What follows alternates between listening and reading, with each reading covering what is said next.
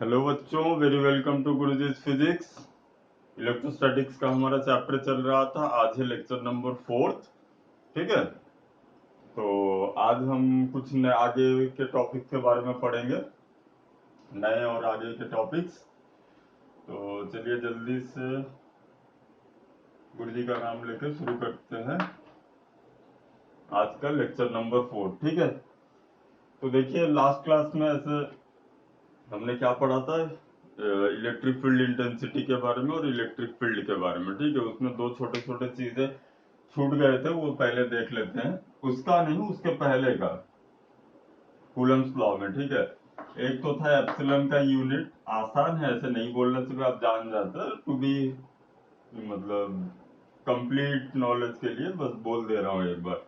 Epsilon का जो value है परमिटिविटी ऑफ द मीडियम, वो वैल्यू क्या आएगा, यूनिट जो होगा वो कितना आएगा बेटा, इसका जो यूनिट, ठीक है, इसका यूनिट कितना होगा। फॉर्मूला हमने क्या देखा था, 1/4 पे epsilon naught Q1 Q2 by R square. तो एप्सिलॉन को एक तरफ लेंगे तो यूनिट क्या बन जाएगा, coulomb square per newton per metre square. ठीक है, coulomb square per newton per metre square. तो इस नीचे वाले मतलब ये दोनों डिनोमिनेटर में रहेंगे, ये न्यूमरेटर में रहेगा। ठीक है, इसे आप ऐसे भी लिख सकते हो, कूलम स्क्वायर n-1 m-2। और दूसरा जो चीज था, जो कूलम्स लॉ है, ये आप याद रखना, ये Coulomb's law is valid at microscopic level also. मतलब ये जो कूलम लॉ है, ये माइक्रोस्कोपिक लेवल में भी काम करता है। ठीक है, एटम के पूरा भीतर, एटम के भीतर भी जो इलेक्ट्रॉन्स के बीच में इंटरेक्शन होते हैं, वो भी कूलम्स लॉ गवर्न करता है। मतलब उससे भी हम कूलम्स लॉ से फाइंड आउट कर सकते हैं। ठीक है, तो इसमें और एक चीज ये भी बोला जाता है, देखो बच्चों, माइक्रोस्कोपिक लेवल यहाँ पे मान लीजिए अप टू 10⁻⁻12 और -13 मीटर के अराउंड। ठीक है, इतने कम डिस्टेंस पे भी कूलम्स लॉ वैलिड रहता है। इसके नीचे, इससे जब हम कम डिस्टेंस पे बात करेंगे, तब बियॉन्ड दिस,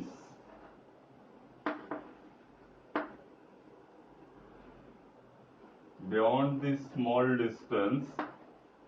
ठीक है, ये देख तेरा बेटा कहीं पे स्कूल वूल का एग्जाम को तो बात ही छोड़ दे, एंट्रेंस में भी कहीं पे जरूरत नहीं हो सकती है, लेकिन क्लैरिटी बनाए रखने के लिए, चीजों का पूरा कंप्लीट नॉलेज होने के लिए हमें इन सारे छोटे मोटे चीजों का भी दिमाग में ख्याल रहना चाहिए। ठीक है, तो beyond this small distance, up to the beyond this small distance मतलब इसके बाहर का मत सोचना। मतलब हम कूलम्स लॉ के मतलब माइक्रोस्कोपिक लेवल की बात कर रहे हैं। मतलब इसके और इसके बीच में तो कूलम्स लॉ एक्ट हो ही रहा है। मान लीजिए Q1 है, ये Q2 है, इस यहाँ तक अगर ये यहाँ पे है तो इतने डिस्टेंस पे भी एक्ट होगा।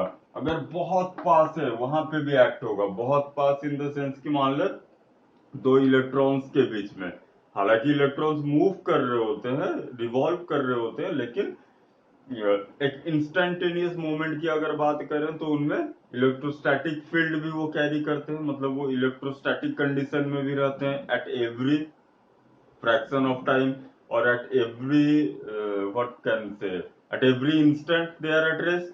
हम बोल सकते हैं किसी एक इंस्टेंट पे तो वो रेस्ट पे है, लोकेशन उसका हर एक इंस्टेंट पे चेंज हो रहा है। यही तो डिफरेंस है ना स्टैटिक और डायनामिक में। तो जो भी हो, तो अभी हम बात कर रहे थे ये बियॉन्ड दिस स्मॉल डिस्टेंस, मतलब इससे भी जब पास आ जाए, जब इतने डिस्टेंस से भी दो चार्ज बॉडीज पास आ जाए, क्या तब भी कूलम्स लॉ वैलिड होगा? तब भी कूलम्स लॉ वैलिड होगा। बहुत जगह पे ये बोला जाता है कि beyond this limit Coulomb's law does not valid because of the predominance of nuclear forces. Nuclear forces predominant हो जाते हैं। लेकिन इसका ये मतलब बिल्कुल भी नहीं है कि कूलम्स लॉ वहां पे नहीं है। कहने का मतलब है, देख ये जो डिस्टेंस बोला जा रहा है ना, ये है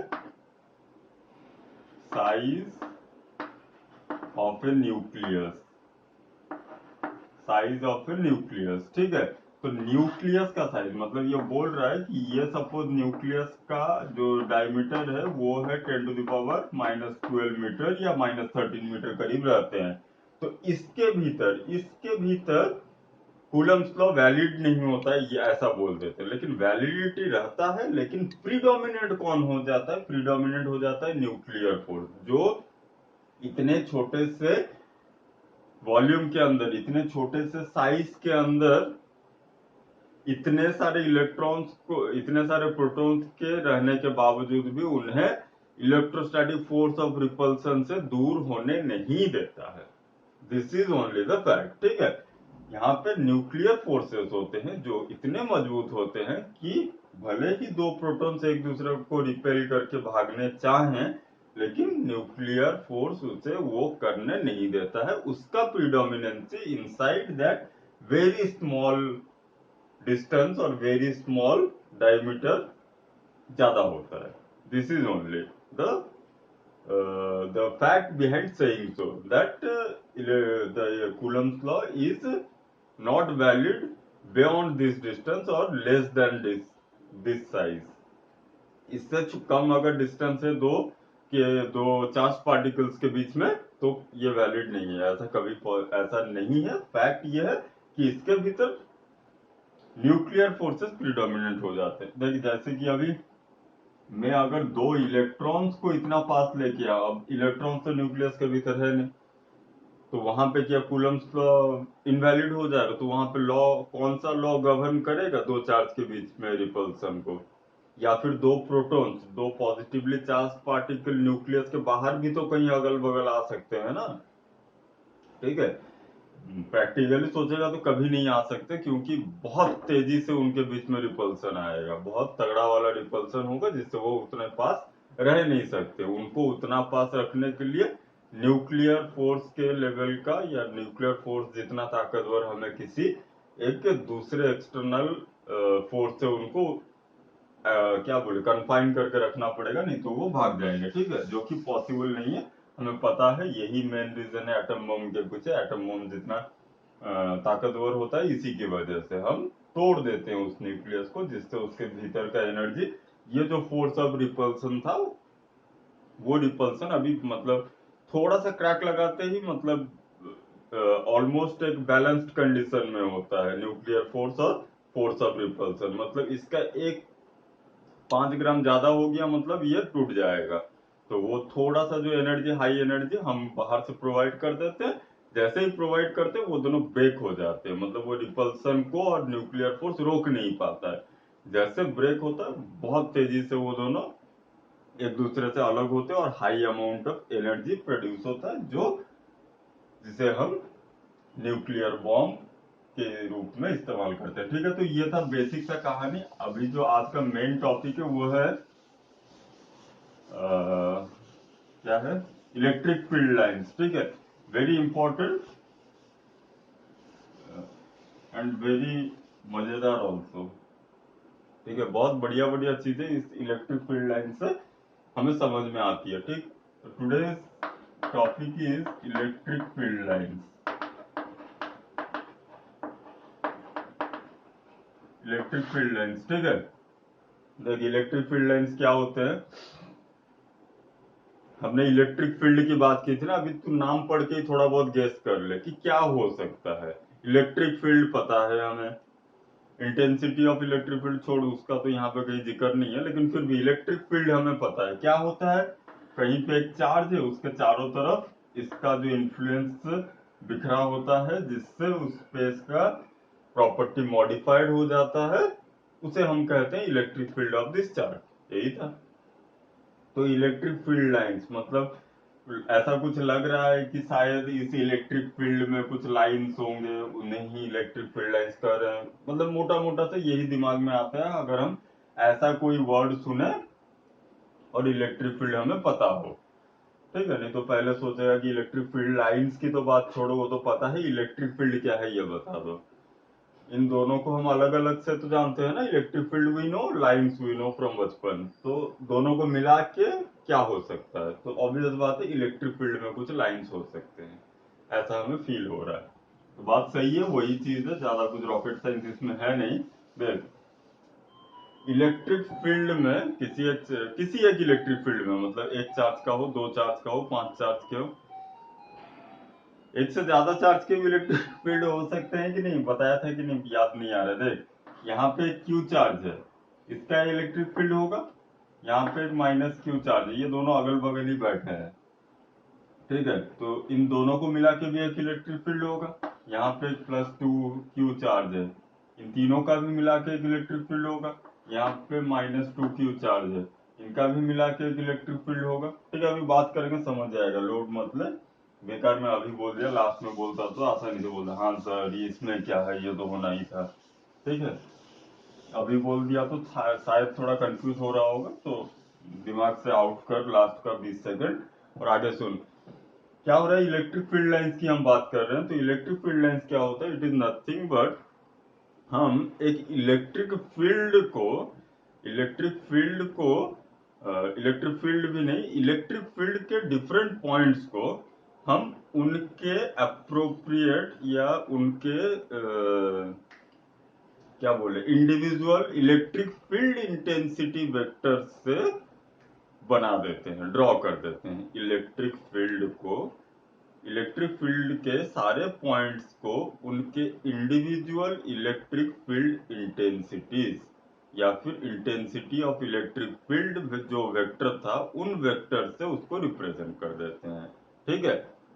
तो अब बात आती है ये लाइन का क्या आता है, लाइन कहाँ से ये बन गए, हम तो वेक्टर बना रहे। तो बेटा ऐसा होता है कि कहीं पे भी एक इलेक्ट्रिक फील्ड अगर है और उसके हर एक पॉइंट पे अगर हमने इलेक्ट्रिक फील्ड इंटेंसिटी के वेक्टर को अगर बनाया, तो सारे पॉइंट्स के जब हम वेक्टर को बना लेंगे तो वो एक कंटिन्यूअस लाइन फॉर्म कर जाते हैं, और उससे ही हम कहते हैं इलेक्ट्रिक फील्ड लाइन, ठीक है। तो मोटा मोटा तरीके पे इसका डेफिनेशन बढ़िया वाला तुझे बोल रहा हूँ, लिख ले, लिखने का मन नहीं कर रहा है, लिख ले, बोल दे रहा हूँ। इलेक्ट्रिक फील्ड लाइंस की हम डेफिनेशन के बारे में बात करें कि लिख दूं, इंपॉर्टेंट है, अच्छा वाला है, लिख लेना, मतलब जो बोल रहे हैं उसे ही हम लिख रहे हैं, ठीक है। द इलेक्ट्रिक फील्ड, बहुत सारे शॉर्ट शॉर्ट में लिखूंगा, ठीक है। अभी तो लिख दिया पूरा इलेक्ट्रिक, नेक्स्ट से ई लिखूंगा। The electric field of a charge और group of charges, of a charge और ग्रुप ऑफ चार्जेस, ब्रैकेट में और ग्रुप ऑफ चार्जेस, एक भी हो सकता है ग्रुप भी हो सकते हैं।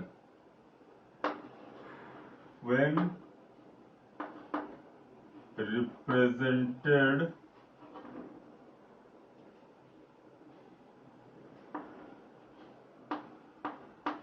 by its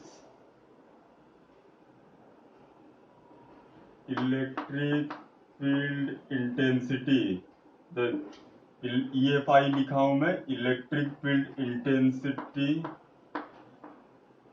vectors for different points, they constitute ए एक क्यों, बहुत सारे बनेंगे, they constitute continuous lines called or known as electric field lines। देख बढ़िया डेफिनेशन बन गया। देख the electric field of a charge और ग्रुप ऑफ चार्जेस, बात करेंगे अभी समझ में आ जाएगा, लोड मतलब इसके एक आध न्यूमेरिकल पहले करा देते कूलम्स लॉ के ऊपर तो तेरा कॉन्सेप्ट बेहतर रहता है। ऐसे कर लेना बुक से, नहीं तो अभी अगर ये देख रहा है तो एक बार जाके एकदम आसान आसान वाले, एकदम 5 क्लास वाले जो न्यूमेरिकल होते हैं, दो चार्ज के बीच में कितना फोर्स लग रहा है वैसे कुछ न्यूमेरिकल कर ले तो चीजें बेहतर समझ में आएगा। शायद नहीं भी करेगा तो होपफुली 11-12वीं क्लास में पढ़ रहा है तो दिमाग तो इतना होना ही है, ठीक है। तो when represented by its electric field intensity vectors, electric field intensity मतलब इंटेंसिटी ऑफ इलेक्ट्रिक फील्ड जो था उसी का ही नाम है, ठीक है। तो ये वेक्टर था, तो वेक्टर को हम ग्राफिकली रिप्रेजेंट कर सकते हैं। तो अगर हम एक इलेक्ट्रिक फील्ड को उसके electric field intensity vectors at different points, हर एक पॉइंट पे इलेक्ट्रिक फील्ड इंटेंसिटी हो रहा था। तो फॉर डिफरेंट पॉइंट्स अगर हम बना लें, दे कॉन्स्टिट्यूट, अगर हम बना रहे हैं तो वो क्या बनाएंगे आपस में, continuous line. They form, constitute का मतलब क्या होता है बेटा, form. They form continuous lines called electric field lines. ठीक है, एक बार डेफिनेशन देख लेने तो कुछ बेहतर हो सकता है क्या। The electric field of a charge और a group of charges when represented by its electric field intensity vectors for different points। ठीक है, जब हम रिप्रेजेंट कर रहे हैं इलेक्ट्रिक फील्ड को उसके डिफरेंट पॉइंट्स के इलेक्ट्रिक फील्ड इंटेंसिटी वेक्टर्स से ग्राफिकली, ऑब्वियसली रिप्रेजेंट मतलब ग्राफिकली हो रहा है, तो वो कंटिन्यूअस लाइन फॉर्म करते हैं, उन्हें हम कहते हैं इलेक्ट्रिक फील्ड लाइन। ठीक है, बढ़िया है। तो अब चल देख लेते हैं दो चार के बारे में। ठीक है, तो मान ले कुछ एक पॉजिटिव चार्ज है, प्लस क्यू चार्ज है सपोज, तो इलेक्ट्रिक फील्ड इंटेंसिटी वेक्टर हम कैसे बना रहे थे, वहां पे एक टेस्ट चार्ज को पुट कर रहे थे, जिस डायरेक्शन में जितना उसको फोर्स मिल रहा था वो बन जा रहा था electric field intensity at that point. अगर यहाँ पे प्लस क्यू चार्ज है तो इसके चारों तरफ, मैं यहाँ पे चारों तरफ बोल रहा हूँ 2D में, तू इमेजिन कर कि ये पूरे 3D में है। ऑब्वियस बात है, अगर यहाँ चार्ज होगा तो इधर भी ये अपना इन्फ्लुएंस करेगा और ओवरऑल इन्फ्लुएंस इसका एक स्फीयर जैसा बनेगा फॉर ए पर्टिकुलर डिस्टेंस। ठीक है, तो ये यहाँ पे Q आ गया, तो ये इस पॉइंट की मैं बात कर रहा हूँ, इस पॉइंट की मैं बात कर रहा हूँ। पहला चीज, इतना बड़ा मैं यहाँ पे प्लस Q लिखा हूँ इसीलिए इसके गोल को बड़ा बनाया हूँ। तो इमेजिन कर ये एक पॉइंट है, ठीक है, क्योंकि ये पॉइंट चार्ज की ही हम बात कर रहे हैं, क्योंकि कूलम्स लॉ ही पॉइंट चार्ज के लिए वैलिड है। बाकी सारे चीजों को तो हमने सुपरपोजिशन से सॉल्व करना है। ठीक है, तो इसका सेंटर मान ले यहाँ पे ये है, और इस सेंटर से ही ये हर पॉइंट पे जहां पे हम टेस्ट चार्ज को रखेंगे वहां पे वो अपना इन्फ्लुएंस देगा। ठीक है, तो ये यहाँ पे कैसे इन्फ्लुएंस देगा, यहाँ से ये सेंट्रल फोर्स होता है, नहीं भी जानेगा तो पता चल ही रहा होगा कि ये इस पे फोर्स इसी लाइन पे लगाएगा और ये हो गया इसका फोर्स। ठीक है, वेक्टर कौन सा बन रहा है बेटा, वेक्टर बन रहा है ये वाला वेक्टर। ठीक है, और ये मान लेते हैं कि इसका जो लेंथ है which is directly proportional to the magnitude of the vector, मतलब कौन सा vector, electric field intensity vector, वो इतना लंबा हो जा रहा है इस पॉइंट के लिए। मैं कह रहा हूं इस पॉइंट पे कैसा होगा, तो ये देख, ये जितना डिस्टेंस था उससे ये डिस्टेंस ज्यादा हो गया, तो इलेक्ट्रिक फील्ड इंटेंसिटी डिक्रीज हो जाएगा, आर स्क्वायर डिनोमिनेटर में था। तो मान लेते हैं कि ये इलेक्ट्रिक फील्ड वेक्टर कुछ इतना लंबा हो रहा है, क्यों, इसका लेंथ इससे छोटा है, this is smaller compared to this. Why? Because this distance is smaller, so the vector, the magnitude will be greater than this, which has more distance from this charge. यहाँ पे इंटेंसिटी कम हो गया। ठीक है, direction हमने क्या बोला था, टेस्ट चार्ज पॉजिटिव लिया जाता है इलेक्ट्रिक फील्ड इंटेंसिटी के लिए, तो ऑब्वियस बात है यहाँ पे अगर हम किसी एक पॉजिटिव नेचर के टेस्ट चार्ज को रखेंगे तो उस पर जो फोर्स वो इधर ही आएगा, यहाँ पे अगर रख रहे हैं तो उसका फोर्स इधर आएगा। तो यहाँ पे हम क्या बोल रहे हैं, फॉर डिफरेंट पॉइंट्स। ठीक है, तो ये फॉर डिफरेंट पॉइंट्स लिखा जाता है थोड़ा अंग्रेजी सुंदर होने के लिए, तू दिमाग में रखना फॉर ऑल पॉइंट। ठीक है, चाहे तो यहाँ पे भी लिख सकता है for all points of the on the electric field. ठीक है, तो ये यहाँ पे आ गया, फिर यहाँ पे कुछ रखेगा तो उस पे भी फोर्स लगेगा ऐसे। अब एक चीज देख, ये इस पॉइंट पे लगा रहा है ऐसे फोर्स, मैं अगर इसी लाइन पे, ये जिस लाइन से जिस लाइन के अलोंग इस पे फोर्स लगा रहा है उस पे ही और एक पॉइंट लूं, तो डेफिनेटली उसका डायरेक्शन उसी डायरेक्शन के अलोंग होगा और मैग्नीट्यूड थोड़ा ज्यादा हो जाएगा। तो ऐसे अगर हर एक पॉइंट की मैं बात करूं तो उसमें इस लाइन के ऊपर भी सारे पॉइंट्स आएंगे जिनके वेक्टर्स इसी के अलोंग बनते रहेंगे। उन सारे को अगर मैं मिला दूं तो कुछ ऐसे बन के आ जाएगा, जायज बात है।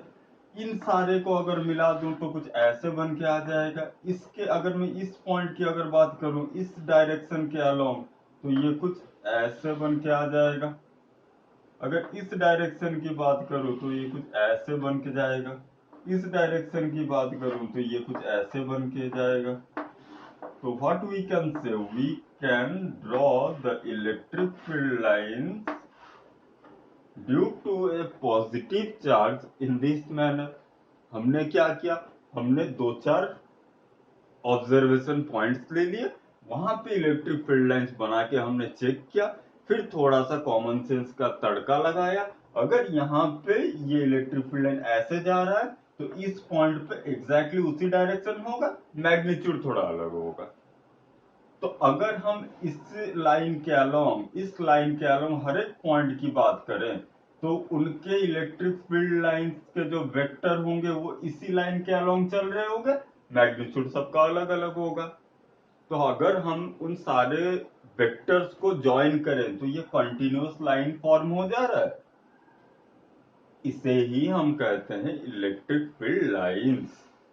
ओके, तो ये पॉजिटिव चार्ज के लिए सारे ऐसे जाते रहेंगे, ये बीच से भी कहीं से भी अगर तू देखेगा तो ये ऐसे इलेक्ट्रिक फील्ड लाइंस बन रहे होंगे। Got my point. अब अगर प्लस क्यू के लिए ऐसा हो रहा है तो मुझे जल्दी से बता माइनस क्यू के लिए कैसे हो रहा होगा। ठीक है, इसका प्रकोप थोड़ा कम करते हैं। ठीक है, माइनस क्यू के लिए ये कैसा हो रहा होगा। ऑब्वियस सी बात है, एग्जैक्टली सेम कॉन्सेप्ट फंडामेंटल वहां पे भी लगेगा, बस उसका डायरेक्शन चेंज हो जाएगा।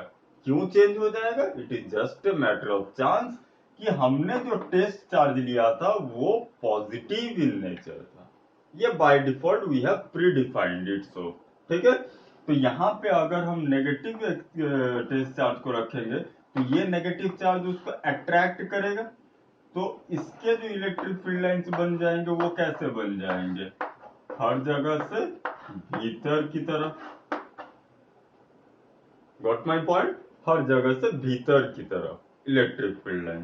That is why this is the representation of electric field lines for a negative point charge, this is for a positive point charge. ठीक है, अब वन मोर थिंग। अच्छा हाँ, इसी के वजह से ये फिर कहा जाता है कि electric field lines due to a positive charge is radially outward, और इसके लिए कहा जाता है electric field lines for a negative charge is radially inward. What is this radially basically mean, radially मतलब कुछ नहीं होता है, देख बेटा रेडियस के अलोंग, रेडियस पढ़ा है ना सर्कल का रेडियस, तो रेडियल डायरेक्शन होता है रेडियस के अलोंग, रेडियली आउटवर्ड रेडियस के अलोंग बाहर, रेडियली इनवर्ड रेडियस के अलोंग अंदर। तो यहाँ पे तू इमेजिन कर ले, ये सेंटर लेके तूने एक सर्कल बना लिया या फिर स्फीयर, 2D में बना रहे हैं तो हम सर्कल बोल रहे हैं, एक्चुअल में ये होता है स्फीयर, 3D में रहता है पूरा। तो मान लेते हैं ये एक सर्कल है, अब इस सर्कल से ये जो इलेक्ट्रिक फील्ड है कैसे जा रहे हैं, radially outward from the centre, that is why centre से ही ना रेडियस बनेगा, तो ये रेडियली आउटवर्ड। यहाँ पे ये क्या बन जा रहा है, अगर हम एक सर्कल की इमेजिनेशन करें तो ये बन रहे हैं रेडियली इनवर्ड, ये सेंटर पे है, ये सारे अंदर घुस रहे हैं जिसे हम कह रहे हैं radially inward. Okay, very well and good. ये था आसान से दो चार्जेस जिनके हमने इलेक्ट्रिक फील्ड लाइंस के बारे में बात किया। अब हम थोड़े से कॉम्प्लिकेटेड वाले चीजों के बारे में बात करते हैं जिनमें ग्रुप ऑफ चार्जेस रहे। ठीक है, ये हमने सिंगल चार्ज के बारे में बात कर लिया। अब देख, एक जगह पे अगर एक से ज्यादा चार्जेस हैं तो क्या फर्क पड़ता है, उनके फील्ड लाइंस अकॉर्डिंगली बनेंगे, जैसे बनेंगे उस हिसाब से हम कहेंगे कि इसके इलेक्ट्रिक फील्ड ऐसे हो रहे हैं। ठीक है, तो इलेक्ट्रिक फील्ड लाइन बेसिकली क्या है, graphical representation of the electric field, graphical representation of the electric field. कहीं पे अगर इलेक्ट्रिक फील्ड है तो उसको हम ग्राफिकली या पिक्टोरिकल रिप्रेजेंटेशन भी बोल सकते हैं, हम उसको पिक्चर में कैसे बनाएं। ओके, तो अब बात करते हैं, वो था सिंगल पॉइंट चार्ज की वजह से positive in nature negative in nature. ठीक है, तो अब हम दूसरे कैटेगरी की बात करते हैं, two like charges of equal magnitude. Two like charges of equal magnitude, ठीक है, इक्वल मैग्नीट्यूड दो लाइक चार्ज, तो प्लस ले लेते हैं, ठीक है। तो ये एक प्लस क्यू चार्ज है, ये एक माइनस प्लस क्यू दोनों चार्ज है, ठीक है। ये भी है प्लस क्यू और ये यहाँ पे एक है प्लस क्यू, ठीक है। इन दोनों के बीच में इलेक्ट्रिक फील्ड लाइंस कैसे बनेंगे, ठीक। तो हमें क्या करना है, डिफरेंट पॉइंट्स में इंटेंसिटी चेक करना है, this is the only weapon we have. तो हम क्या करते हैं, देख देख ऐसे तो फील भी आ रहा होगा थोड़ा बहुत, लेकिन हम थोड़े ज्यादा टेक्निकल वे में काम को करते हैं, फीलिंग्स लास्ट में लेंगे तो ज्यादा बेहतर होगा। देख अब मैं मान लेता हूं कि इसके बीच में कोई एक पॉइंट है, इन दोनों के बीच में ये एक पॉइंट में ले लेता हूँ, यहाँ पे मैं इलेक्ट्रिक फील्ड लाइन देखूंगा, फाइंड आउट करूंगा। देख क्योंकि मुझे ऐसा तो हमें पता है कि बीच में हमें एक पॉजिटिव टेस्ट चार्ज को रखना है, जहां पे इलेक्ट्रिक फील्ड लाइन हमें फाइंड आउट करना है, सॉरी इलेक्ट्रिक फील्ड इंटेंसिटी जहां चेक करना है। तो ये तो इतना तो गट्स फीलिंग आ रहा होगा कि अगर यहाँ पे ये सेंटर की अगर हम बात कर रहे हैं, तो डेफिनेट बात है इस छोटे से पॉजिटिव चार्ज को ये धक्का इस तरफ दे रहा होगा, ये धक्का इस तरफ दे रहा होगा। तो अगर ये दोनों इक्वल मैग्नीट्यूड के हैं तो हो सकता है कैंसिल आउट हो जाए और आंसर जीरो आ जाए, इलेक्ट्रिक फील्ड इंटेंसिटी जीरो आ जाए, ठीक है। मतलब ये तो पूरा आंसर ही बता दिया, अब इसमें और गट्स फीलिंग का कुछ रहा नहीं, ऑब्वियसली जीरो ही होगा। Same magnitude along the line repel कर रहे होंगे तो नेट फोर्स जीरो हो जाएगा, ठीक है। तो अभी मैं उसकी बात नहीं कर रहा हूं, मैं बात बस इसका कर रहा हूं कि हम इलेक्ट्रिक फील्ड लाइंस बनाएंगे तो हम डिफरेंट पॉइंट्स ले ले रहे हैं, तो रैंडमली डिफरेंट पॉइंट्स ले ले, और ये वाला पॉइंट थोड़ा इंट्यूटिवली हमने लिया ताकि लग रहा था कि यहाँ पे हाँ तो जीरो होगा, तो इसे ले लेते हैं, फिर अलग अलग कुछ पॉइंट्स को भी ट्राई करते हैं, ठीक है। ऐसे कुछ कुछ पॉइंट्स रैंडमली कोई भी पॉइंट तो उठा सकता है, ठीक। तो मैं कुछ इतने सारे पॉइंट्स लिया, ठीक है। अब देख और दो पॉइंट्स यहां भी ले ले, ठीक है। तो इसकी अगर हम बात करें तो क्या हो रहा है कि ये सेम मैग्नीट्यूड के हैं, ये इसके एग्जैक्टली सेंटर में है, मतलब ये डिस्टेंस जितना है ये डिस्टेंस भी उतना ही है, एल और एल दोनों सेम डिस्टेंस पे हैं, ठीक है। मुझे देख कंफ्यूज मत हो, मुझे फिगर बना दो, कंफ्यूज मत हो का तो बात नहीं है, रट्टा मत मार। अगर तुझे हाइपोथेटिकली ऐसा कोई सिचुएशन मिल जाए तो तू क्या करेगा, कैसे डील करेगा सिचुएशन के साथ। तुझे पता है इलेक्ट्रिक फील्ड लाइंस क्या होते हैं, डिफरेंट पॉइंट्स पे तुझे electric field intensity find out करना है, वेक्टर से उसको रिप्रेजेंट करना है, और सारे वेक्टर्स को एक कॉमन सेंस यूज करके कंटिन्यूअस लाइन से जोड़ देना है, जैसे एग्जैक्टली उसी तरीके से जैसे हम किसी भी चीज का स्मूथ कर्व बनाते हैं, डिफरेंट पॉइंट्स पे वैल्यूज को फाइंड आउट करते हैं और वहां से एक स्मूथ कर्व को पास करते हैं। फिजिक्स क्लास 11th में या फिर मैथ्स में बहुत जगह ऐसे चीजें तो पढ़ चुका होगा, तो वही हमें बेसिकली करना है। तो हमें क्या करना है, पहले डिफरेंट पॉइंट्स पे electric field intensity find out करना है। तो ऑब्वियस बात है, हमें ऐसा लग रहा होगा कि इन दोनों के मिड पॉइंट पे अगर हम एक चार्ज को रखें, पॉजिटिव चार्ज को, तो ये भी इधर धक्का दे रहा होगा, this charge will repel this positive test charge along this direction, and this charge will repel this positive test charge along this direction. Being equal in magnitude and being this length equal, the two forces will be equal. ये दोनों charges equal magnitude के हैं, ये दोनों lengths equal है, distances, तो definitely इस पे ये दोनों फोर्स भी इक्वल एंड ऑपोजिट होंगे। तो इक्वल अमाउंट के फोर्स ऑपोजिट डायरेक्शन में, नेट फोर्स कितना हो गया, यहाँ पे इलेक्ट्रिक फील्ड इंटेंसिटी जीरो हो गया इस पॉइंट पे, इलेक्ट्रिक फील्ड इंटेंसिटी का वेक्टर नल वेक्टर बन गया, मैग्नीट्यूड जीरो हो गया, ओके, बहुत बढ़िया। अब यहाँ पे इस पॉइंट की बात करते हैं, देख ये जो पॉइंट है इस चार्ज से पास है, एग्जैक्ट वैल्यू हमें फाइंड आउट करने की कोई जरूरत नहीं, हम बस कॉमन सेंस लगा के चीजों को सॉल्व कर रहे हैं।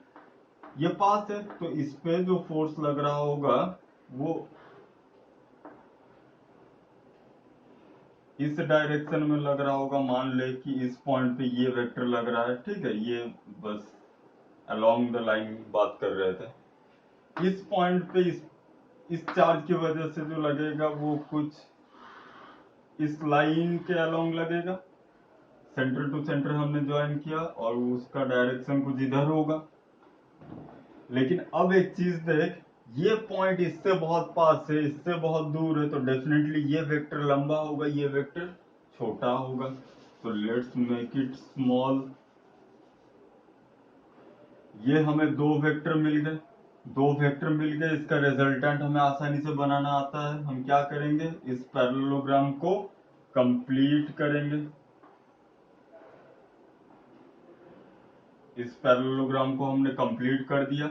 जैसे ही कंप्लीट किया, हमें एक मोटा मोटा सा अंदाजा मिल गया कि इलेक्ट्रिक फील्ड इंटेंसिटी का जो वेक्टर होगा वो इस डायरेक्शन में होगा। ओके,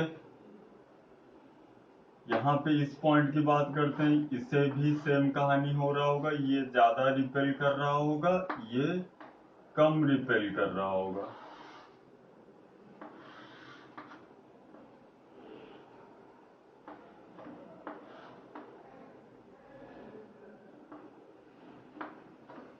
ये ऐसे कुछ दोनों आ गए, ठीक है। इस पॉइंट की अगर हम बात कर रहे हैं तो ये देख, जितने डिस्टेंस पे है ये भी उतने ही डिस्टेंस पे एग्जैक्टली सेम। तो ये कैसे हो जाएंगे बेटा, ये इस डायरेक्शन में और ये भी इस डायरेक्शन में, और दोनों के मैग्नीट्यूड एग्जैक्टली सेम। तो इसका रिजल्टेंट कैसे बनेगा, ये एक रोम्बस बना देंगे। इसका रिजल्टेंट कुछ इस तरीके से, ठीक है। यहाँ पे भी एग्जैक्टली इसके ऑपोजिट तो ऐसे हो जाएगा। इस पॉइंट की बात कर रहे हैं तो ये इसके पास है, तो ये ज्यादा रिपेल कर रहा होगा, ये इससे दूर है तो ये कम रिपेल कर रहा होगा। तो इसके अगर हम रिजल्टेंट की बात करें तो ये ऐसे आ रहा है, इसकी रिजल्टेंट की अगर बात करें तो एग्जैक्टली इसके ऑपोजिट आ रहा होगा। इस पॉइंट की अगर बात करें तो ये ज्यादा पास है, तो ये कुछ ऐसे दे रहा होगा। ये बहुत ही ज्यादा दूर है तो ये ऐसे छोटा सा एक बना रहा होगा। तो यहाँ पे जो इलेक्ट्रिक फील्ड इंटेंसिटी का वेक्टर बन रहा है वो कुछ ऐसे बन रहा है। या अगर ऐसे है तो हम कह सकते हैं कि यहाँ पे भी ये इस तरीके से कुछ आएगा, बना के देख सकते हो, ठीक है। तो अब इतने सारे मिल गए, यहाँ पे भी कुछ ऐसे ही होगा। तो अब हम चीजों को बनाते हैं। तो अगर ये यहाँ से ऐसे जा रहा है तो ये कुछ ऐसे ही जा रहा होगा, तो ये ऐसे होके पास हो रहा होगा इलेक्ट्रिक फील्ड। ये बीच से ऐसे गया है तो ये ऐसे पास हो रहा होगा, यहाँ से ये ऐसे पास हो रहा होगा, ऐसे, ये कुछ ऐसे, फिर ये ऐसे, ऐसे, ऐसे। अच्छा, बता रहा हूँ, लेट मी ड्रॉ फर्स्ट, फिर मैं बना रहा हूँ, बता रहा हूँ, ठीक है।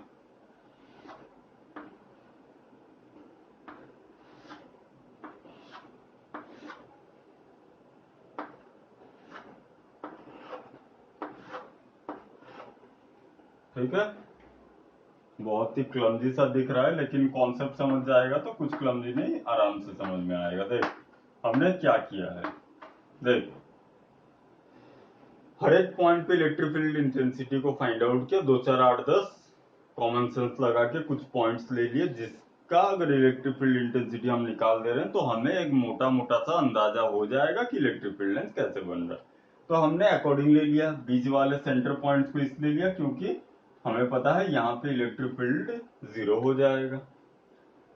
तो इसके परपेंडिकुलर पे यहाँ एक पॉइंट लिया, तो हमने क्या देखा कि अगर यहाँ पे 0 हो रहा है, क्या इसके लाइन के हर जगह पे 0 हो रहा है, चेक करने के लिए हमने यहाँ पे भी 2 पॉइंट्स ले लिए। हमने देखा कि नहीं, इलेक्ट्रिक फील्ड 0 नहीं हो रहा है इस पॉइंट के परपेंडिकुलर के अलोंग, मतलब इस लाइन के परपेंडिकुलर के अलोंग ये हर जगह पे होते रहेगा। आगे भी बढ़ेंगे तो यहाँ से ये ऐसे रिपेल कर रहा होगा, ये ऐसे रिपेल कर रहा होगा, बीच से इलेक्ट्रिक फील्ड लाइन कुछ ऐसे आएगा।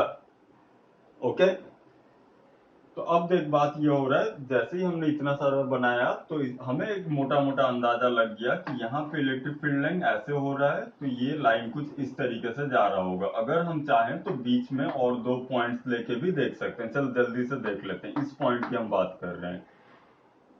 अच्छा ये यहाँ से गया है तो इसी के अच्छा ठीक है, इस पॉइंट की बात करते हैं। इस पॉइंट पे हमें क्या मिल रहा है, ये ऐसे रिपेल कर रहा होगा इस पॉइंट को और वो कम रिपेल कर रहा होगा। तो ये बना कैसे, कुछ ऐसे बना। ये लाइन इसी से कंटिन्यू होते होते फिर ऐसे ऐसे होते होते उन सारे को अगर कंटिन्यू ज्वाइन करेगा तो ये कुछ ऐसे बन के आएंगे। ओके, तो ऐसे याद रखना कि this is the most fundamental and conceptual way to draw electric field line. The concept behind picturizing or drawing electric field lines is this only. We have to calculate electric field intensities at different points and using some common sense we have to join them all.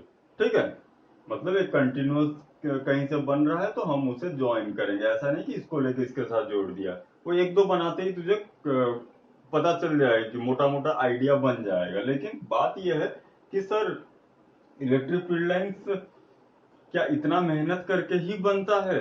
बच्चों हाँ, electric field lines for a group of charges और for a single charge generally supercomputer से calculate किए जाते हैं।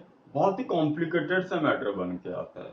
Super computer वगैरह लगते हैं इनको कैलकुलेट करने के लिए। ठीक है, मतलब इंसानों का मतलब यू जस्ट इमेजिन, इसके बीच में infinite number of points are there. हर एक पॉइंट को तो लेने की जरूरत नहीं है, छोड़ो, लेकिन कुछ मतलब सम क्रोर्स पॉइंट तो लेने ही होंगे ना, मतलब थोड़े ज्यादा एक्यूरेटली चीजों को डिफाइन करने के लिए।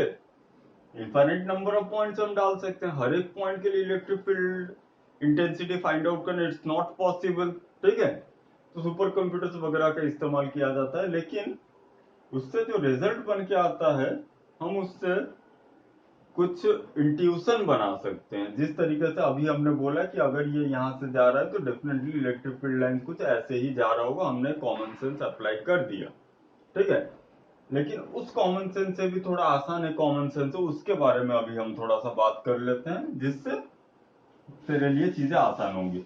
तो मतलब देख, पहला बात यह है कि इलेक्ट्रिक फील्ड लाइंस ये सारे बनते हैं सुपर कंप्यूटर्स में। अगर थोड़ा ज्यादा कॉम्प्लिकेटेड वाला ग्रुप ऑफ चार्ज दे दिए, मतलब बहुत ही कॉम्प्लिकेटेड वाला कॉम्बिनेशन ऑफ चार्ज, यहाँ प्लस क्यू है, ये प्लस 2 क्यू है, माइनस 3 क्यू है, माइनस 5 क्यू है, प्लस 7 क्यू है, ऐसे बहुत सारे कॉम्प्लिकेटेड चार्जेस दे दिए गए अगर ग्रुप ऑफ चार्जेस, तो उनके जो इलेक्ट्रिक फील्ड लाइंस बनेंगे वो बहुत ही कॉम्प्लिकेटेड बनेंगे। तो ऐसे पॉसिबल है नहीं। तो हम थोड़े दूसरे तरीके का कॉमन सेंस यूज करते हैं इलेक्ट्रिक फील्ड लाइंस को ड्रॉ करने के लिए। ठीक है, देख वो क्या है, हमें याद रखना है। तुझे इतना दिमाग में हमेशा रखना है कि प्लस क्यू के लिए electric field lines radially outward, minus Q के लिए रेडियली इनवर्ड। ठीक है, इतना तो कॉमन सा चीज है, याद रखने में कोई दिक्कत नहीं है। ठीक है, तो अब एक चीज देख, जो चार्ज, जिस चार्ज का मैग्नीट्यूड जितना ज्यादा होगा वो उतना ज्यादा प्रीडोमिनेंट होगा दूसरे चार्ज के ऊपर। कॉमन बात है। अगर मैं प्लस क्यू और माइनस 3 क्यू चार्ज का कॉम्बिनेशन बना रहा हूं, देख सिंगल चार्ज में तो कुछ नहीं है, हमने पता है कैसे बनाना है।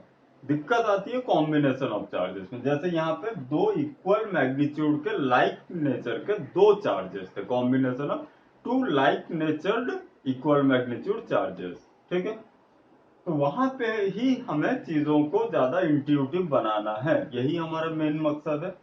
तो हम क्या करेंगे, मैग्नीट्यूड के हिसाब से डोमिनेंस को शो कर देंगे इलेक्ट्रिक फील्ड लाइंस में। क्या बोला हमने, अगर कोई चार्ज छोटे मैग्नीट्यूड का है तो उसका डोमिनेंस कम होगा, अगर कोई चार्ज बड़े मैग्नीट्यूड का है तो उसका डोमिनेंस ज्यादा होगा। नेचर से क्या फर्क पड़ेगा, नेचर तो हमें पता है, पॉजिटिव है तो फील्ड लाइन आउटवर्ड, नेगेटिव है तो फील्ड लाइन इनवर्ड। ठीक है, डोमिनेंस हमें कहां से पता चल जाएगा, मैग्नीट्यूड से। ठीक है, एक एग्जांपल लेते हैं, समझ में आएगा। देखो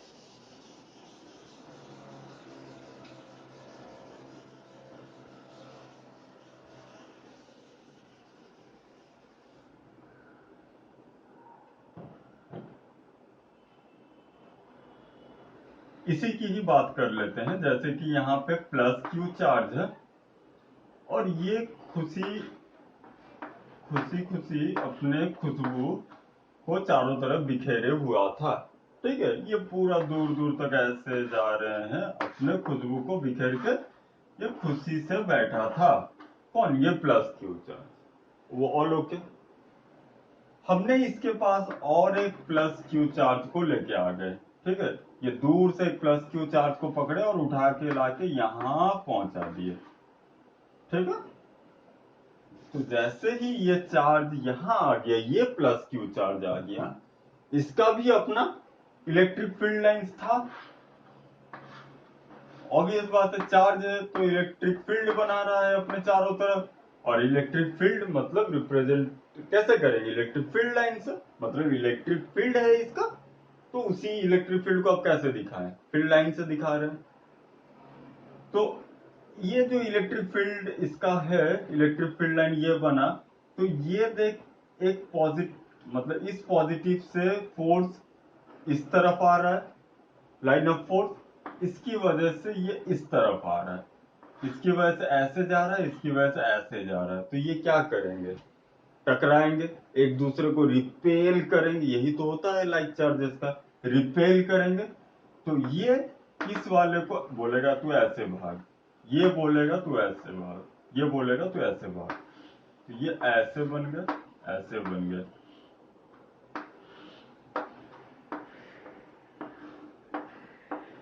ठीक है, तो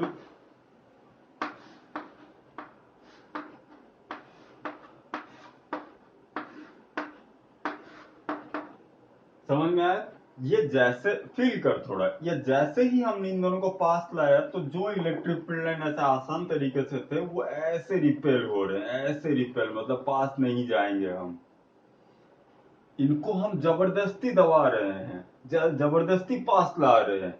इनके साथ इनका इलेक्ट्रिक फील्ड लाइन, वो तो अंतरंग संपर्क है इनका, पूरा शरीर और आत्मा का संपर्क, उससे भी ज्यादा कभी नहीं छूट रहा है। चार्ज है मतलब इलेक्ट्रिक फील्ड है, लेकिन वो क्या मतलब खुद से स्पॉन्टेनियसली वो क्या करना चाहेंगे? अलग होना चाहेंगे, दूर होना चाहेंगे। लेकिन अगर जबरदस्ती हम दोनों को दबा दें, क्या होगा? इलेक्ट्रिक फील्ड लाइंस ऐसे रिपेल होते रहेंगे, ऐसे, नहीं हम पास नहीं जाएंगे। तो इसके जो इलेक्ट्रिक फील्ड लाइन से जो पहले सीधा था, इसके वाले इलेक्ट्रिक फील्ड लाइन ने उसको ऐसे दबा दिया, मतलब पिचका दिया। ऐसे स्ट्रेट था, वो ऐसे पिचक गया। तो ये पहला ऐसे स्ट्रेट था, ये ऐसे हो गया। इसके साथ भी सेम घटना घटेगी। ठीक है, अब एक चीज इमेजिन कर, अगर ये चार्ज बड़ा होता सपोज, और ये छोटा होता, तो इसके फील्ड लाइन ज्यादा स्ट्रेंथन होते, ज्यादा ताकतवर होते। तो ये क्या करता है? इसको ज्यादा दबा देता। ये बड़ा है, इसने इसको ज्यादा दबा दिया, और ये कम, खुद कम कंप्रेस होता, इसको ज्यादा कंप्रेस कर देता इसके फील्ड लाइन को। जायज बात है, ये ज्यादा ताकतवर है, ये ज्यादा इसको, इसके फील्ड को बोलेगा हट, तो अपना फील्ड हटा, अपना साम्राज्य हटा, अभी हमारा हमारा अधिकार होगा यहाँ पे। ठीक है, मतलब मजाक नहीं है, यही फैक्ट है। मतलब दुनिया में जैसे होता है, राजा महाराजा लोग जैसे तांडव किए थे, मतलब जैसे होता रहता है हर कंट्री पे, या फिर मतलब जिसकी लाठी उसकी भैंस, एक लाइन में अगर बोलना चाहे तो यहाँ पे भी सेम है, ये नेचुरल है। ठीक है, नेचर भी इसी को ही सपोर्ट करता है कि तुम ताकतवर बनो, तभी तुम्हें दुनिया मानेगी। ओके, तो ये ताकतवर था, तो ये ऐसे हो गया। तो इस चीज को अगर हम बोले two like charges of unequal magnitude, तो कैसे हो जाएगा? जल्दी से वीडियो को पॉज मार के बना ले।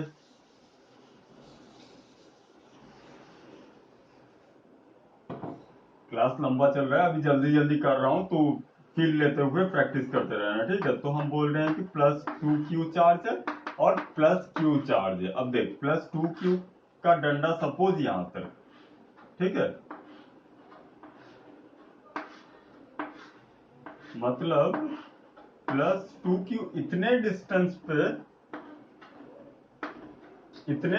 पे जो इन्फ्लुएंस डाल रहा है, q इतने डिस्टेंस पे उतना ही इन्फ्लुएंस डाल रहा है। ठीक है, जब इन दोनों को हम पास लाएंगे तो ये प्रिडोमिनेंट होगा। ठीक है, ये ज्यादा दूर तक अपने फील्ड को बरकरार रखेगा, ये कम दूरी में अपने फील्ड को टर्मिनेट करा देगा। तो ये कैसे बन जाएंगे बेटा, ये सेंट्रल लाइन है, लाइन ज्वाइन नहीं कर रहा हूं, ये ऐसे होके ये दूर तक जाके फिर ये ऊपर चढ़ेगा, ये पास से ही अपने को दबा लेगा।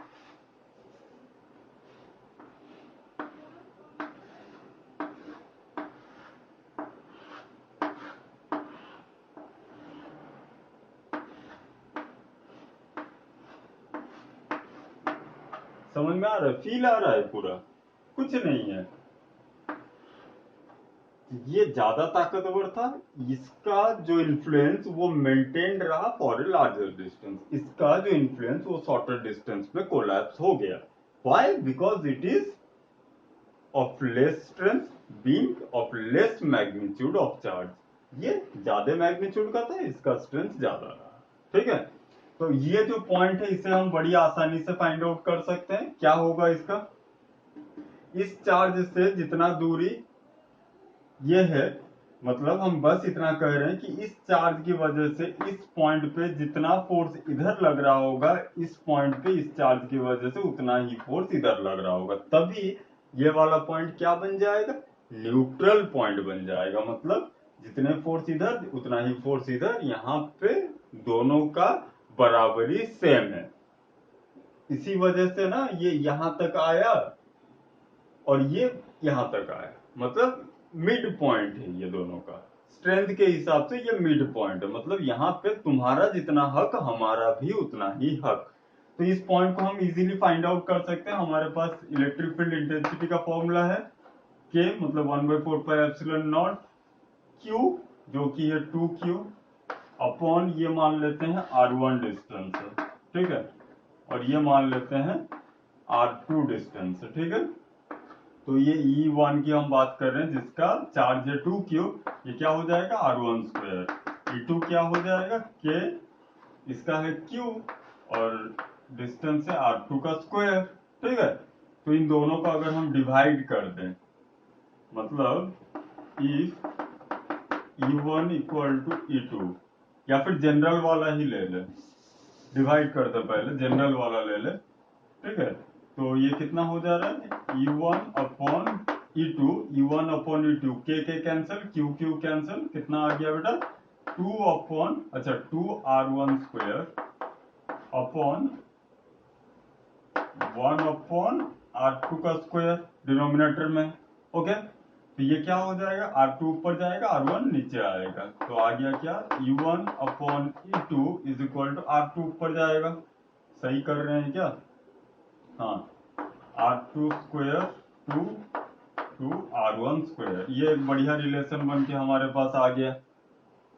ओके, इससे हम किसी का भी फाइंड आउट कर सकते हैं। अगर हमें चाहिए E1 इक्वल टू E2, मतलब वो पॉइंट जहां पे दोनों का इन्फ्लुएंस इक्वल हो, E1 इक्वल टू E2 ले ले, तो if E1 equal to E2 what it implies, R1 square is equal to 2R2 square. Root अगर लेगा तो क्या आ जा रहा है, R1 upon R2 is equal to √2, R1 upon R2 is equal to √2, तो इससे क्या हो जा रहा है R1 is equal to √2 R1 R2। ठीक है, तो यहां तक ही फोकस कर। तो ये क्या बेसिकली क्या हो रहा है, यहाँ पे √2 आया, क्यों, क्योंकि एक हमने दुगना लिया था, 2Q लिया था। अगर यहाँ पे 3 टाइम्स होता तो 3Q आ जाता। तो जनरली हम इसको क्या लिख सकते हैं, मजाक मजाक में एक फॉर्मूला भी बन के आ गया हमारे पास, देख ले। इसे हम क्या कर सकते हैं, R1/R2 इज इक्वल टू √ओवर ऑफ n लिख दे, where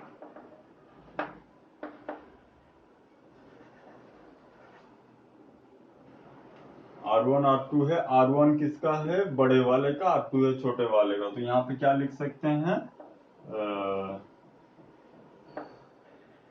Q1 is equal to n times Q2। ठीक है, R1 और R2 किसका है, Q1 का डिस्टेंस पॉइंट से, न्यूट्रल पॉइंट से R1 है, Q2 का डिस्टेंस R2 है, where Q1 is equal to n times of n Q2, Q1 is equal to n Q2, magnitude है चार्ज का मैग्नीट्यूड। ठीक है, ऐसे कोई फॉर्मूला ब्रह्मांड में मैंने भी कभी नहीं देखा था, अभी करते करते बस आ गया तो आ गया, काम का चीज है, याद रखे तो 2% का फायदा हो सकता है, इसमें कुछ खास तो है नहीं, ऐसे एग्जाम हॉल में भी तो सॉल्व करके निकाल लेता है इसे, ठीक है। तो ये था like two like charges unequal magnitude का, ठीक है। तो अब अनलाइक की बात कर लेते हैं। देख अनलाइक में क्या हो रहा है कि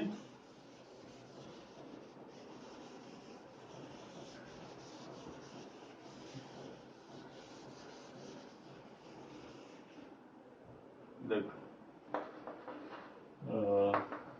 to unlike charges of equal पहले ले लेते हैं, इक्वल मैग्नीट्यूड में ये बड़ा ही आसान है, ठीक है। इक्वल मैग्नीट्यूड में क्या होगा, एक प्लस क्यू चार्ज है, एक माइनस क्यू चार्ज है, ठीक है। तो यहाँ पे ये बीच में, इसके बीच में तो कोई भी पॉइंट ले ले, माइनस मतलब कहीं पे भी प्लस क्यू रख दे, टेस्ट चार्ज रख दे प्लस क्यू नॉट, पॉजिटिव उसको रिपेल करेगा, नेगेटिव उसको अट्रैक्ट करेगा, वो सीधा जाके इसी पे चिपक जाएगा। कहीं पे भी कोई भी पॉइंट ले ले, ये अट्रैक्ट कर रहा होगा, ये रिपेल कर रहा होगा, so we can not get any neutral point in between these two charges, why, because they are unlike in nature, ठीक है। मैग्नीट्यूड कुछ भी हो कोई फर्क नहीं पड़ रहा है।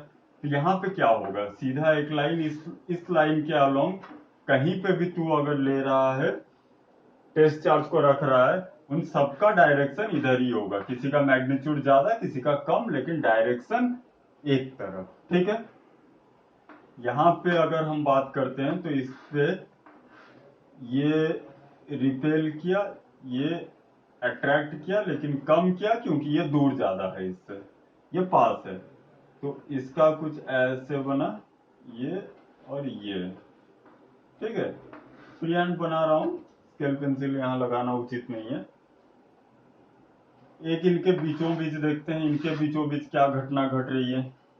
न्यूट्रल पॉइंट तो आ नहीं रहा है, let's see what is actually coming इनके बीचों बीच। तो मान ले ये है वो पॉइंट दोनों के बीच में, तो इस पॉइंट पे इसका फोर्स इस तरफ होगा, इसका फोर्स इस तरफ होगा, और चूंकि ये पॉइंट बीच में है, इस परपेंडिकुलर लाइन पे एक्ट कर रहा है, मतलब इन दोनों के बीच के पॉइंट के परपेंडिकुलर पे एक्ट कर रहा है, तो डेफिनेटली ये डिस्टेंस इक्वल होगा। तो यहाँ पे ये दोनों मैग्नीट्यूड इक्वल हो गए, अगर दोनों मैग्नीट्यूड इक्वल हो गए तो ये बीच से एग्जैक्टली जा रहा होगा। ये कॉन्सेप्ट है थोड़ा सा, यही है इसका टर्निंग पॉइंट, ठीक है। तो इस लाइन के अलोंग कहीं पे भी हम देख लें, कहानी सेम घट रही होगी, ये ऐसे जा रहा होगा, यहाँ पे भी सेम, ये बीच से ऐसे जा रहा होगा। इस मतलब ये लेंथ अगर L है तो आधे डिस्टेंस की हम बात कर रहे हैं, L/2 की हम बात करें, इस पॉइंट पे जो परपेंडिकुलर लाइन होगा वहां पे हर जगह पे यही कहानी घटेगी। यहाँ की अगर हम बात करें तो ये ज्यादा अट्रैक्ट कर रहा है, लंबा बनाते हैं थोड़ा, ये ज्यादा अट्रैक्ट कर रहा है, ये कम रिपेल कर रहा है, तो ये कुछ ऐसे बन रहा है, ठीक है। तो यहाँ पे भी बात कर लेते हैं, ये ज्यादा रिपेल कर रहा है, ये कम अट्रैक्ट कर रहा है, ठीक है। ऐसे कुछ कहानी बने तो इससे हमें एक चीज पता चल रहा है कि डेफिनेट बात है, इसके फील्ड लाइंस ऐसे ऐसे ऐसे ऐसे थे पहले, और इसके भी ऐसे अंदर आ रहे थे सारे। जब इनको हमने पास लाने की जरूरत नहीं, खुद ही आ जाएंगे, ऑपोजिट नेचर के हैं। तो इसके फील्ड लाइंस कुछ ऐसे बन रहे हैं, ये ऐसे जा रहे हैं, ठीक है, ये ऐसे गए, और यहां से होते हुए ये ऐसे टर्मिनेट हो रहे हैं, ठीक है। यहाँ से ये ऐसे जाते हुए ऐसे टर्मिनेट हो रहे हैं, ये ऐसे टर्मिनेट हो रहे हैं, और ये ऐसे ऐसे टर्मिनेट हो रहे हैं, ठीक है। भद्दा सा ड्राइंग बन गया, लेकिन तू समझ गया होगा होपफुली। देख मैं जो बोल रहा था इंपॉर्टेंट चीज वो यहाँ पे, मतलब इसके ठीक सेंटर में ही ये पैरेलल हो रहा है, मतलब ये ऐसे जाके ऐसे जा रहा होगा, यहाँ से ये ऐसे जाके ऐसे जा रहा होगा, हर जगह पे ये सेम ही हो रहा होगा, सेंटर पे ये पैरेलल बन रहा होगा, इस एक्सिस के पैरेलल, मतलब यहीं से ही ये सीधा ऐसे स्ट्रेट जाके वहां से अपना टर्न घुमा रहा होगा। ओके, तो ये था like nature equal magnitude two unlike charges, sorry unlike nature opposite nature equal magnitude. अब इंपॉर्टेंट जो है वो है अनइक्वल मैग्नीट्यूड। ठीक है, two unlike charges of unequal magnitude. Unequal magnitude की अगर हम बात करें, देख ये प्लस क्यू चार्ज है, ये माइनस टू क्यू चार्ज है। ठीक है,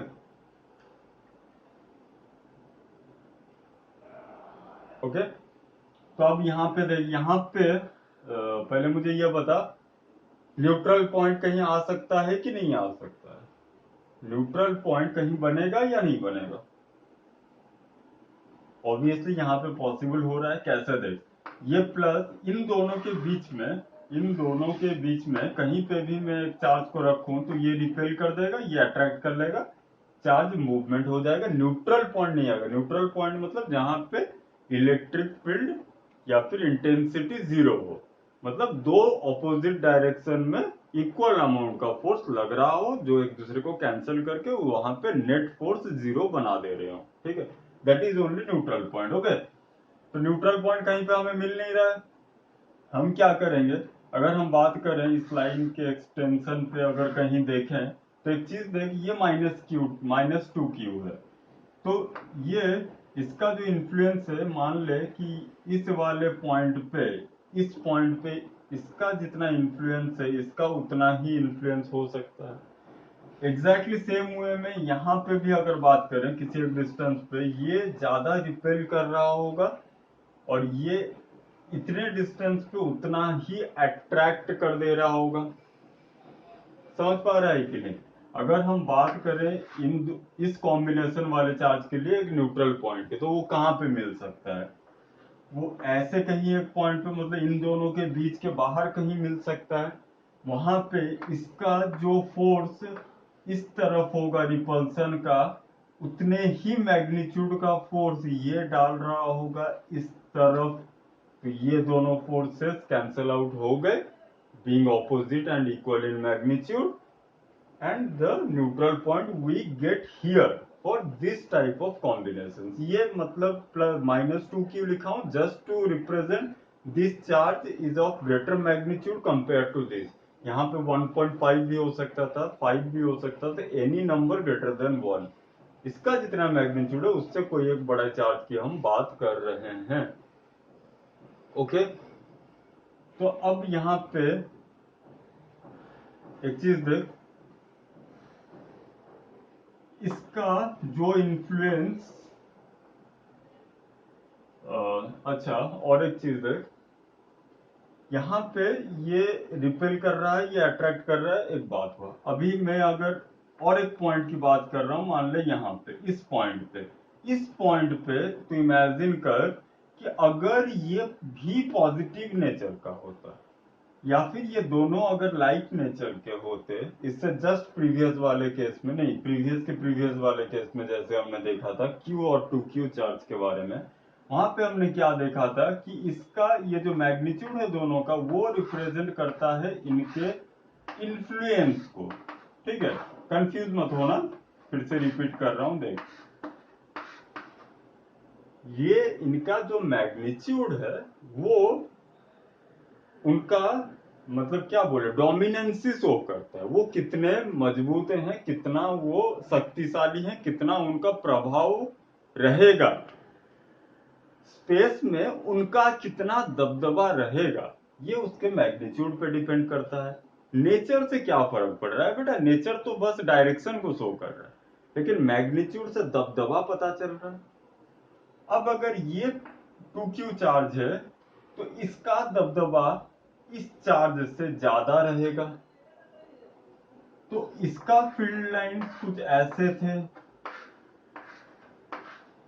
इसको पास लाने के बाद इसका जो इन्फ्लुएंस वो ज्यादा दूर तक रहेगा, इसका इन्फ्लुएंस कम दूरी तक रहेगा। इसका इन्फ्लुएंस ज्यादा दूरी तक रहने का क्या मतलब है कि इसके जो फील्ड लाइंस थे वो ज्यादा दूर तक, ज्यादा डिस्टेंस तक अपने ओरिजिनलिटी को मेंटेन करेंगे, जैसे वो थे वो उसी तरीके से रहेंगे। तो ये ओरिजिनलिटी को मेंटेन करने का क्या मतलब हो रहा है, मतलब वो जैसे थे वैसे रहेंगे, ये वैसे नहीं रह पाएगा, ये जल्दी कॉम्प्रोमाइज कर देगा, जल्दी हार मान लेगा।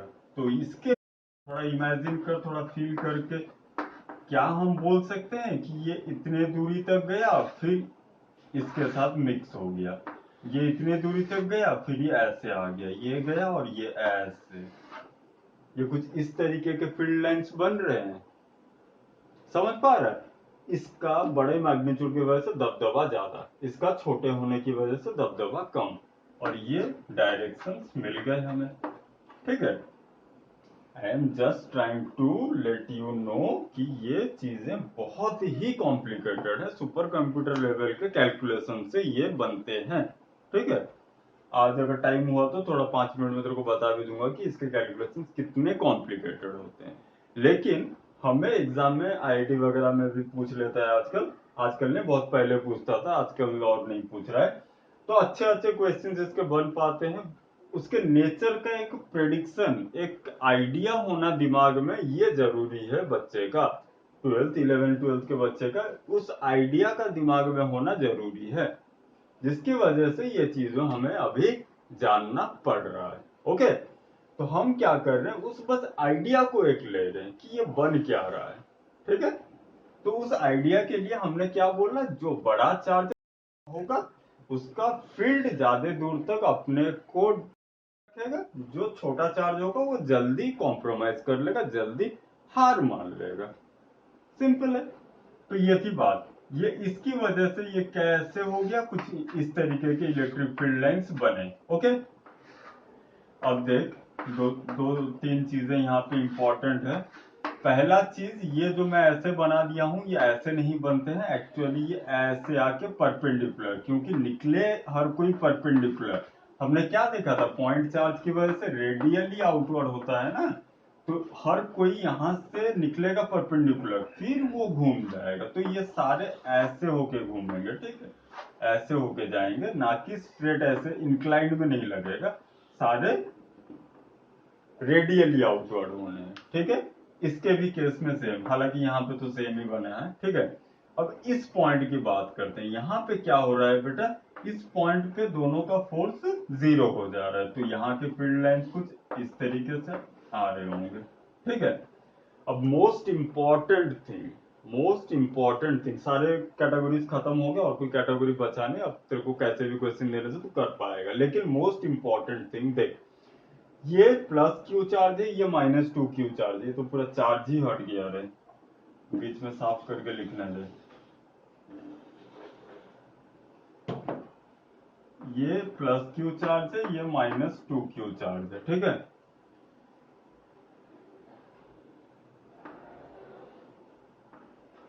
ठीक है, -2 क्यू चार्ज है। देख, अब ये था नॉर्मल सा ऑब्जर्वेशन। ठीक है, यहाँ पे एक लाइन,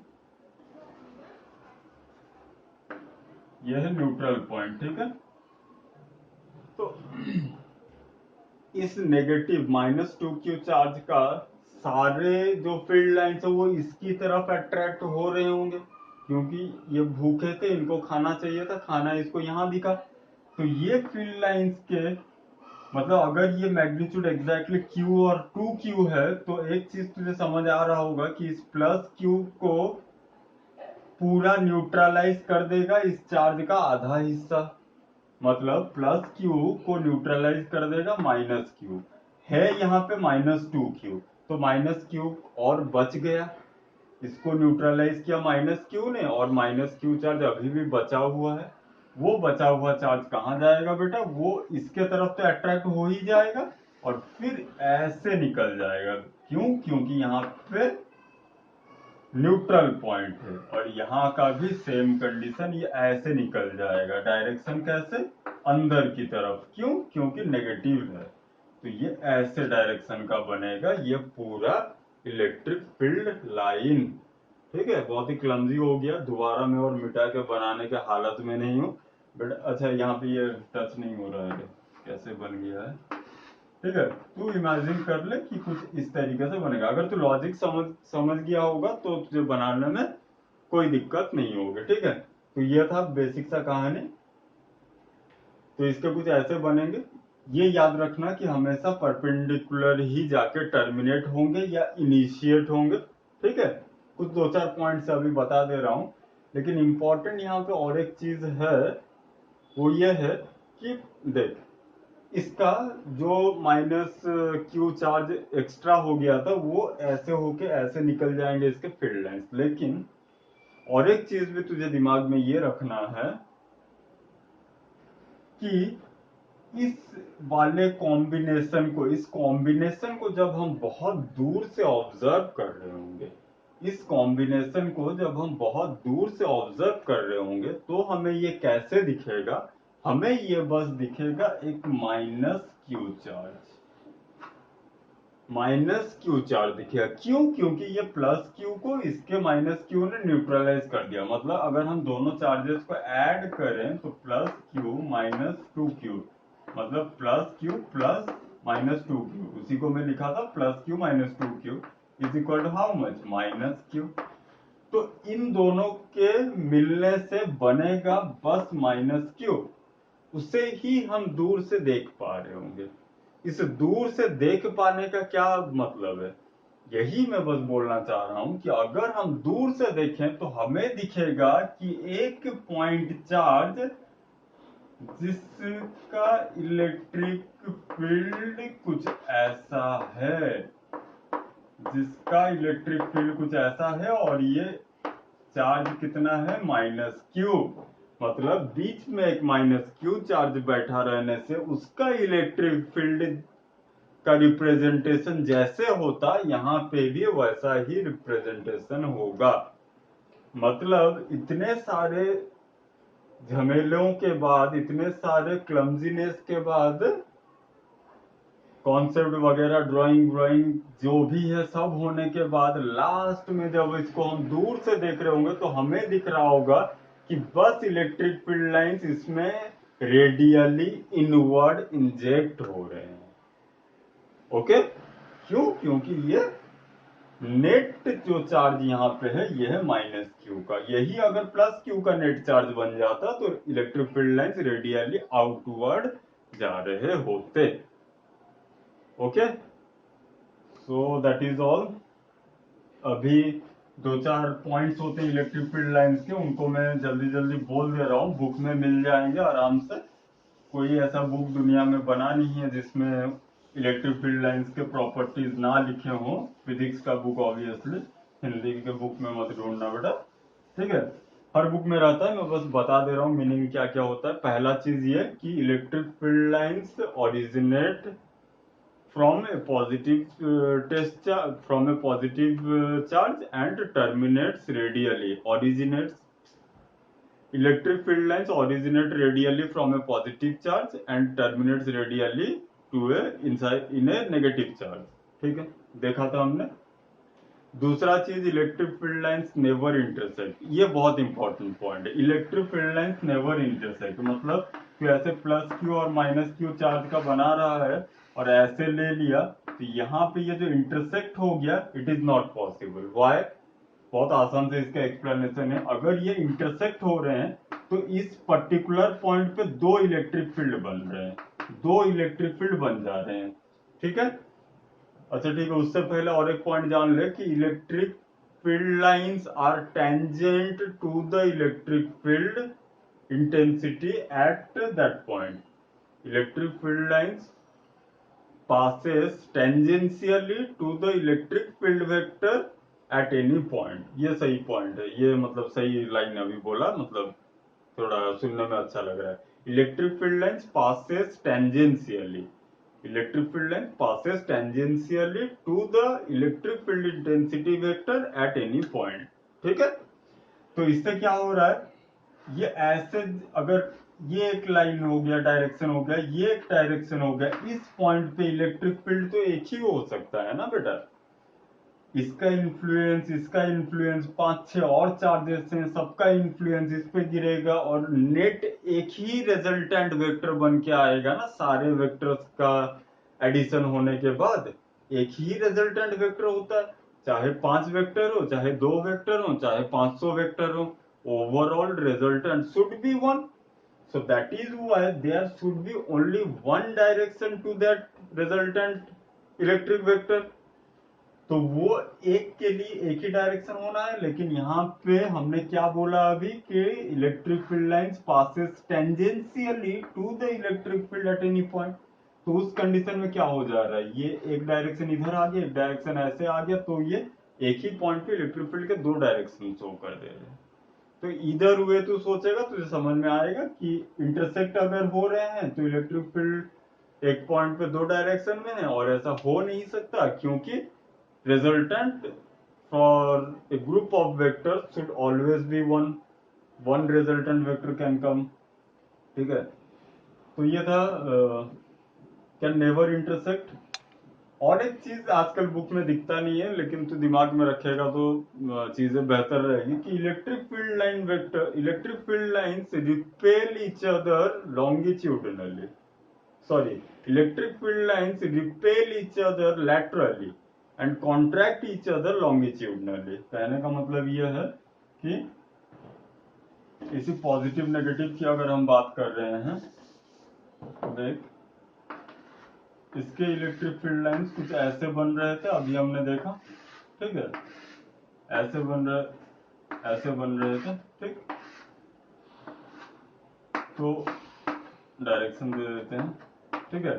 तो ये क्या हो रहा है, अच्छा ऐसे भी होंगे,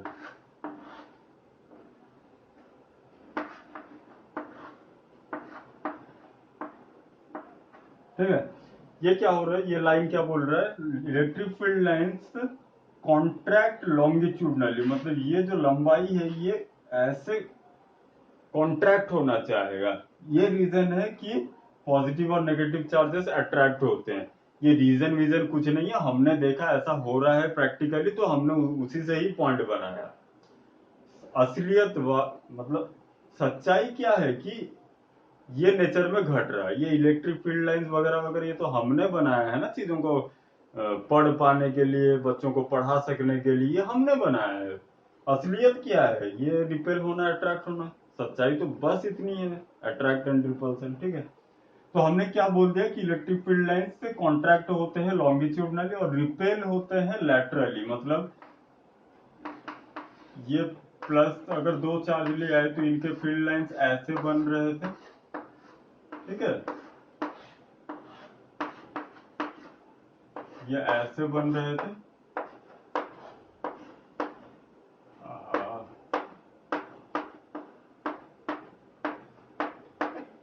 ऐसे बन रहे थे. तो ये क्या कर रहे हैं, ये लैटरल होता है ना, ये लैटरली रिपेल करते हैं, जिसकी वजह से हम ऐसा कर सकते हैं कि ये दोनों रिपेल कर रहे हैं. ठीक है, मतलब पॉइंट कुछ खास नहीं है, बस ऐसे ही बाकी जैसे सारे पॉइंट्स को हम देख देख के बनाए हैं, उसे ऐसा भी एक पॉइंट लिख सकता है कि electric field lines contract longitudinally and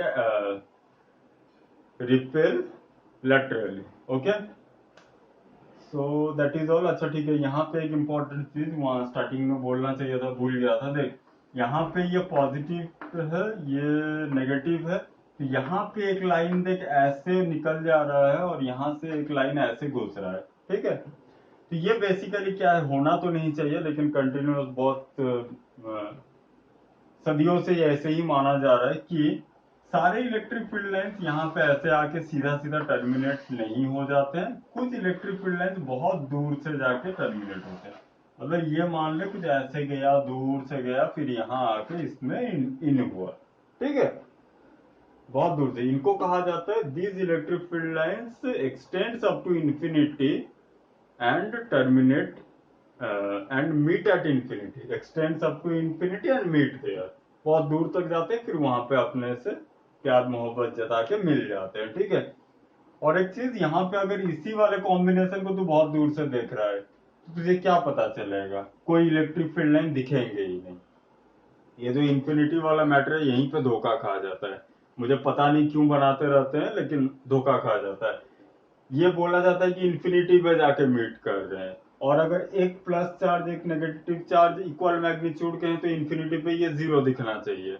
obvious बात है, जीरो दिखेगा मतलब ये कुछ ऐसे दिखेगा, ये नन्हा सा पॉजिटिव चार्ज, ये नन्हा सा नेगेटिव चार्ज, इससे फील्ड लाइंस निकले, यही टर्मिनेट हो गए, सारे का सारा कहानी ऐसे ही हो गया, ऐसे हो गया, ऐसे हो गया, और बस खत्म। इतने में ही ये समा गए, और इसके बाहर इसका कोई कुछ नहीं, कोई इलेक्ट्रिक फील्ड लाइन नहीं, कोई इन्फ्लुएंस नहीं, सब यहीं पे दुबक के रह गए। इसको दूर से देखेंगे तो ये न्यूट्रल दिखेगा, कोई इलेक्ट्रिक फील्ड लाइन यहाँ से बाहर आता हुआ हमें नहीं दिखेगा। लेकिन यहीं पे अगर ये प्लस क्यू मतलब सम +1 और ये -2 अगर होता तो यहाँ पे ये कैसे हो रहे थे, ये ज्यादा दूर तक रहेगा, ये ऐसे हो गए, ऐसे हो गया, ऐसे हो गया, ऐसे बन रहे थे, लेकिन लास्ट में ये -2 का जो ऐसे होके जा रहा था वही फिर पहले ही बोला था बहुत ही कॉम्प्लिकेटेड इनका होता है शेप, एलिमेंटरी शेप ही हमारे कोर्स में बस है जिसे हम पढ़ रहे हैं, तो ये कुछ ऐसे हो रहा होगा। लेकिन इससे जब हम दूर से देखेंगे तो हमें दिखेगा कि इसमें -q जितना इलेक्ट्रिक फील्ड लाइंस इनवर्ड आ रहे हैं। ओके, तो one more thing, electric field lines के बारे में थोड़ा सा और बात करेंगे, और वन मोर थिंग में बहुत लंबा हो गया क्लास, आज के लिए बस इतना ही। तो इस चीज को थोड़ा बहुत प्रैक्टिस कर लेना, ठीक है। होमवर्क के तौर पे ब्रेनस्टॉर्मर अगर चाहता है तो ये क्वेश्चन पे ट्राई करना, इसी वाले पे, ये नीचे वाले पे, कि ये यहाँ पे +q चार्ज है, ये -2q चार्ज है। हमने बोला कि यहाँ पे कहीं इसका न्यूट्रल पॉइंट आएगा, मतलब इस पॉइंट पे ये जितना इस तरफ अट्रैक्ट कर रहा होगा ये उतना ही रिपेल कर रहा होगा, तो न्यूट्रल पॉइंट हो गया। मैं तुझसे क्वेश्चन ये पूछ रहा हूं कि इस पॉइंट के परपेंडिकुलर पे डिफरेंट पॉइंट्स पे इलेक्ट्रिक फील्ड्स कैसे होंगे। ये जहां जहां स्टार लगा रहा हूं वहां पे तुझे इलेक्ट्रिक फील्ड इंटेंसिटीज का वेक्टर बनाना है, और साथ ही साथ इसके इस तरफ भी 2 पॉइंट पे और एक इस पॉइंट पे, मतलब टोटल ये 3 6 और 3 9, इन 9 पॉइंट्स पे इलेक्ट्रिक फील्ड वेक्टर्स कैसे होंगे बना के ट्राई करना। अगर आंसर सेटिस्फाइड लगा तो इट्स ओके, अभी कॉपी तो भेज नहीं सकता, मैं चेक करूं, ठीक है। सेटिस्फाइड लगा तो ओके, नहीं लगा अगर डाउट हुआ तो let me know in the comment, हम बात करेंगे, ठीक है। So that's all for today's class. Next class में थोड़ा सा इलेक्ट्रिक फील्ड लाइंस पढ़ेंगे और न्यूमेरिकल्स करेंगे बढ़िया वाला, ठीक है। Thank you, God bless you.